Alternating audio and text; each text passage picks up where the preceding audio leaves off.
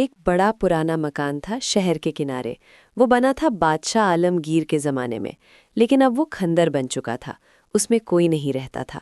लोग कहते थे कि वो मकान भूतों का घर है। कोई उसके पास भी नहीं जाता था, रात के वक्त तो बिल्कुल नहीं। एक रात ऐसी आई कि वो मकान हमेशा के लिए बदल गया। वो बरसात की रात थी। बादल गरज रहे थे, बिजली चमक रही थी, हवा तेज चल रही थी। 3 दोस्त गाड़ी में जाकर फंस गए, इमरान, फरहान और बिलाल। उनकी गाड़ी पानी में फंस गई थी। वो तीनों उसी खंडर मकान के सामने थे। गाड़ी बिलाल चलाता था। उसने कहा, यहीं रुकना पड़ेगा, बारिश कम होने तक।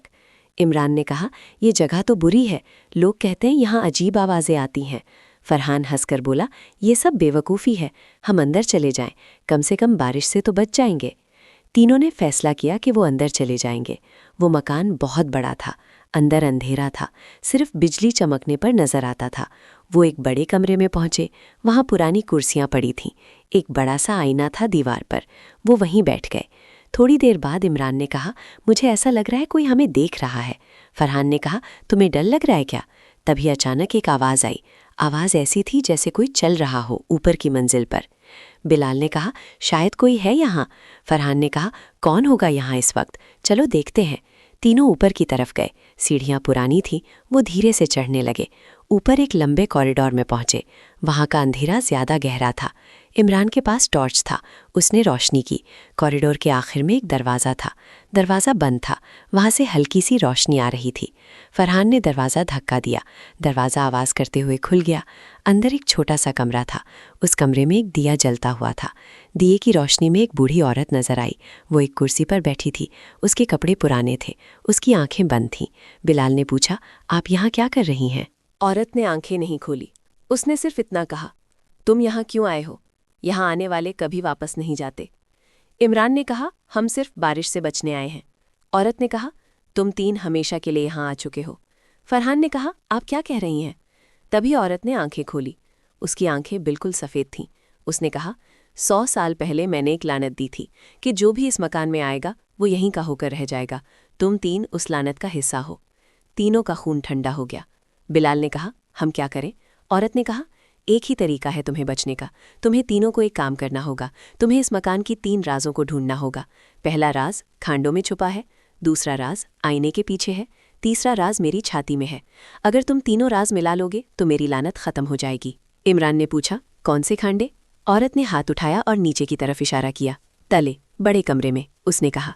फिर उसने आंखें बंद कर लीं। वो फिर से स्टून की तरह हो गईं। तीनों ने एक दूसरे की तरफ देखा। फरहान ने कहा, ये सब हमारा दिमागी खेल है, चलो नीचे जाते हैं। वो नीचे उतरे। बड़ा कमरा वहीं था जहां वो पहले बैठ चुके थे। कमरे में कई पुराने सामान पड़े थे। वहां लैमिनेट के खांडे थे। इमरान ने टॉर्च की रोशनी से देखा, एक खांडा अलग दिखाई दे रहा था। वो नया था। बिलाल ने उसको खोला। अंदर सिर्फ एक पुराना कागज़ था, उस पर कुछ लिखा हुआ था। फरहान ने पढ़ा। लिखा था, पहला राज, जो आदमी ने अपने भाई को धोखा दिया उसी ने ये मकान बनाया है। इमरान ने कहा, इसका मतलब क्या है? बिलाल ने कहा, शायद इस मकान के बनाने का राज है। दूसरा राज ढूंढने के लिए वो उसी कमरे के बड़े आईने के पास गए। आईना बहुत बड़ा था, उसकी 4 इंच मोटी धात थी। वो दीवार से चिपका हुआ था। फरहान ने आईने को छुआ, वो थोड़ा सा हिल गया। ये तो हिलाया जा सकता है, उसने कहा। तीनों ने मिलकर आईने को हटा दिया। आईने के पीछे एक खोखला हिस्सा था। वहाँ एक डब्बा पड़ा था। डब्बे को खोलने पर अंदर एक तस्वीर थी। तस्वीर में 2 भाइयों की थी। एक भाई दूसरे की गर्दन पकड़े हुए था। नीचे लिखा था, बादशाह आलमगीर के ज़माने का वज़ीर और उसका छोटा भाई। वज़ीर ने अपने भाई को जहर देकर उसकी जगीन अपने नाम कर ली। इमरान ने कहा, तो ये वज़ीर का मकान है? बिलाल ने कहा, हाँ, शायद उसी ने बनाया था। फरहान ने कहा, अब तीसरा राज तो उस बुढ़िया के पास है, लेकिन वो क्या है? वो फिर ऊपर गए। कॉरिडोर से होकर वो उसी कमरे में पहुंचे, लेकिन अब वहां कोई नहीं था। कुर्सी खाली थी, दिया भी बुझ चुका था। इमरान ने टॉर्च चलाकर रखा था। बिलाल ने कहा, वो कहाँ गई? फरहान ने देखा तो कुर्सी के नीचे कुछ पड़ा था। वो एक पुराना खत था। उसने उठाकर पढ़ा, मैं वो बूढ़ी औरत नहीं हूँ, मैं उसकी बेटी हूँ। मेरी माँ ने ये लानत दी थी जब उसका पति इस मकान में मरे हुए पाया गया था। मेरा भाई भी यहीं गया था, मैं भी इसी लानत का शिकार हूँ। मेरी छाती में, मतलब मेरे दिल में राज छुपा है। वो राज ये है कि लानत का इलाज मोहब्बत है। तीनों को समझ नहीं आया। इमरान ने कहा, ये क्या मतलब है? तभी अचानक वही औरत दरवाजे पर आ खड़ी हुई। अब उसकी आंखें नॉर्मल थीं। वो मुस्कुराती हुई उसने कहा, तुमने तीनों राज ढूंढ लिए, अब लानत खत्म हो चुकी है। फरहान ने पूछा, आप कौन हैं? औरत ने कहा, मैं इसी मकान की मालिकान थी। 100 साल पहले मेरी शादी हुई थी। मेरा पति यहीं मरे हुए पाया गया। लोगों ने कहा कि ये मकान खराब है। मैंने गुस्से में लानत दे दी, लेकिन बाद में पता चला कि मेरा पति उसके भाई ने मारा था। वही वजीर का खानदाना था। बिलाल ने कहा, तो आप हमेशा से यहीं थीं? औरत ने कहा, हाँ, मैं मर नहीं सकी क्योंकि मेरी लानत ने मुझे भी पकड़ लिया। अब जब तुमने राज जान लिए तो मैं आज़ाद हो सकती हूँ। इमरान ने पूछा, तीसरा राज का क्या मतलब था? औरत ने कहा, जब तक कोई इस मकान में मोहब्बत के साथ नहीं आता, लानत ख़त्म नहीं होती। तुम 3 दोस्तों ने मिलकर काम किया, आपस में झगड़े नहीं किए। तुम्हारी दोस्ती ने ही इस लानत को ख़त्म किया। फरहान ने कहा, तो अब क्या होगा? औरत ने कहा, अब मैं इस दुनिया से जा सकती हूँ और ये मकान भी नॉर्मल हो जाएगा। तुम जाओ और हमेशा एक दूसरे की मदद करना। उसने अपने हाथ उठाए। अचानक चमक हुई, औरत गायब हो गई। कमरे में हल्की रोशनी फैल गई। तीनों ने एक दूसरे की तरफ देखा। बिलाल ने कहा, चलो, बारिश भी रुक गई है। वो नीचे उतरे। बड़ा कमरा अब हल्के से उजाले में था। बाहर जाकर देखा तो गाड़ी का पानी उतर चुका था। वो गाड़ी में बैठ गए। बिलाल ने गाड़ी स्टार्ट की। इमरान ने पीछे मुड़कर देखा। वो खंदर मकान अब नॉर्मल दिखाई दे रहा था, जैसे कोई उसमें रहता हो। फरहान ने कहा, आज की रात हमेशा याद रहेगी। वो वापस आ गए अपने घर। अगले दिन सुबह वो फिर उसी जगह गए, लेकिन अब वहाँ कोई खंदर नहीं था।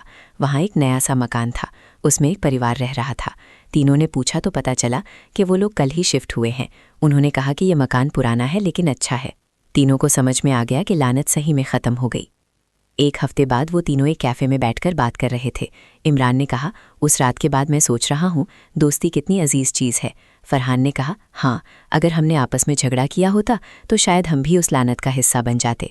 बिलाल ने कहा, वैसे उस औरत ने कहा था कि वो वज़ीर की नस्ल से थी। उसका पति भी उसी ने मारा था, मतलब ख़ानदानी दुश्मनी थी। इमरान ने कहा, ये सही है। जब तक हम अपने अंदर से नफ़रत नहीं निकालते तब तक हम चैन से नहीं रह सकते। फरहान ने कहा, मुझे अब लगता है कि हर पुराने मकान के पीछे कोई ना कोई कहानी होती है। बिलाल ने कहा, लेकिन हमारी कहानी तो ख़त्म हो गई, अब आगे बढ़ते हैं। तीनों ने अपने कॉफ़ी के मग उठाए और एक दूसरे से टकराए, जैसे सेलिब्रेट कर रहे हों।